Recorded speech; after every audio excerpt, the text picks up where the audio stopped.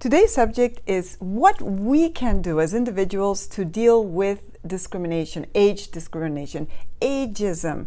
Young people are sometimes considered too young to have experience, and older people are considered to have too much experience and not being open to do new things. I wrote an article for Viva50.com in Spanish, but I'm going to read to you the bullet points in English, where I explain a few things that I think that we can all do to prevent ageism.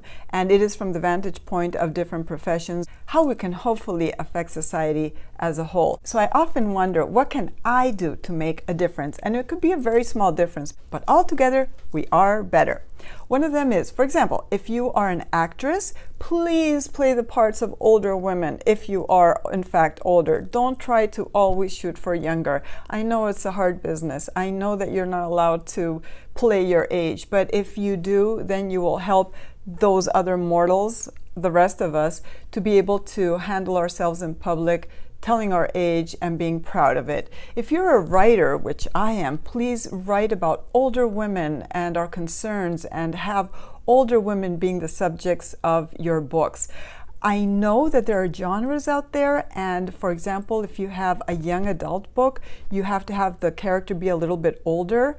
But if you have older adult books, then the character has to be like in her 30s maybe, and they consider that a little bit too old. So there are not many books written about women over 40 and over 50 because there doesn't seem to be a shelf for that.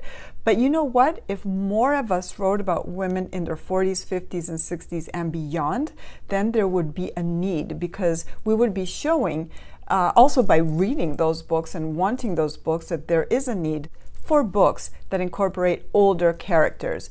If you're in corporate America or corporate anything of any country, please hire women who are older. I'm not saying don't hire the young people. There's a room for everybody, but maybe hire based on skills and experience, or skills and what people can do for you, as opposed to what age they are. Age should really not be a concern when figuring out whether somebody can do a certain job or not. Model non-ageist behaviors in front of your kids. When speaking to your kids, make sure that you address ageism and that you explain to them that we are all just humans at different stages of development. We may be young, we may be in midlife, we may be older, but in the end, what really matters is the value of the person, no matter what his or her age is. Read books by authors of any age and not just the young aspiring authors. The more we support people who are older, the more we are supporting ourselves and even our young ones, because they're going to be older one day. Oh goodness, this is such a really hard one. If you're in advertising, if you're a photographer and you do stock photography, please use older women, and please don't airbrush the heck out of those models.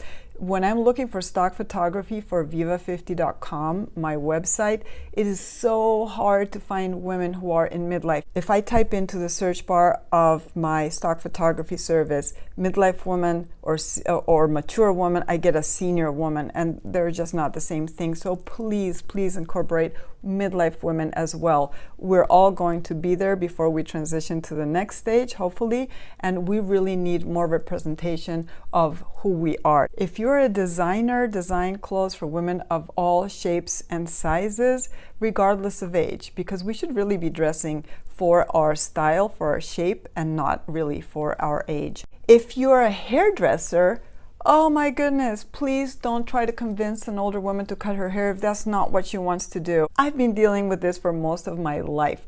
And now that I'm 54, almost 55, I have a hairdresser who is older than I am, and she absolutely respects my wish to have long hair, even though she wears a pixie cut.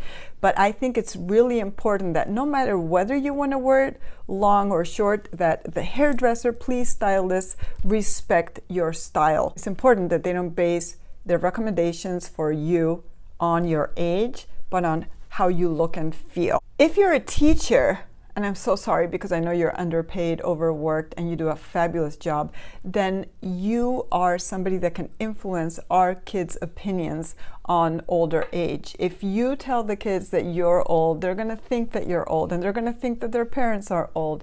And it's not that we aren't, we just want them to know Old does not mean that you're worthless. It just means that you are at a different stage, that you are more seasoned, that you hopefully have grown, and you have a lot to offer to younger kids. If you're a journalist, then write stories about women.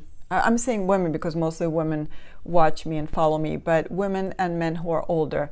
It's great to see the accomplishments of young people, and I celebrate them so much, especially when nowadays it seems so difficult. These kids are dealing with so many more pressures than I ever did when I was a kid, with the advent of social media and technology, etc., and a fast-paced market that's ever changing. But older people are dealing with this as well, and we need to celebrate the wins of people 40, 50 plus, no matter what. If you're a doctor, please don't make the focus of a person's visit that they're a certain age. When I was 41, I was told that I had a slipped disc because I was getting old, and I was 41.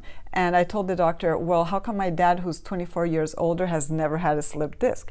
The reality was that I pushed a very heavy couch without the proper support in my back, and I threw my back out, and I was injured for a year. Now I'm 54, and if you follow me on Instagram, Lorraine C. Ladish, you will see that it doesn't look like I ever had a slipped disc or was told that I would need back surgery. So I'm not saying that getting older doesn't come with its aches and pains, but there are ways to navigate that. If you're a fitness instructor, then also help the people that you train who are older train to their maximum potential. Don't hold them back because they're older. Work with their current situation, but don't tell them, oh, you can't go upstairs because you're too old. Help them get stronger, help them feel empowered, help them realize that age is not a limitation when it comes to physical capabilities. Well, this is my list, but I'm sure there are other things that we could add to this. What could you do? What do you do to prevent ageism or to deal with it on a daily basis?